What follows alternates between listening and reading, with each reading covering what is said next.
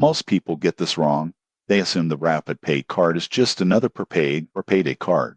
But the surprising truth in 2026 is that it combines early wage access, flexible spending, and simple budgeting tools all in one digital platform. If used wisely, it can help manage cash flow without the high fees of traditional payday loans. Here's how it works. The Rapid Pay card lets you access a portion of your paycheck before payday, usually within hours. You can also use it for regular purchases, bill payments, and online shopping. Instead of high interest, it charges a flat transaction or advance fee. The app provides alerts for upcoming payments, optional budgeting tools, and spending summaries, so you can stay on top of your finances. The downside? Overuse can get expensive. Frequent advances add up in fees, and missed payments may lead to account restrictions or extra charges. Tips for responsible use. 1. Only access funds you genuinely need and can repay on time. 2. Set alerts or reminders for repayment deadlines. 3. Keep a small emergency fund to reduce dependency on advances. Who should use the Rapid Pay card? Steady income earners who occasionally need short-term cash or want a convenient way to manage purchases without high interest. If your income is inconsistent or repayment discipline is weak,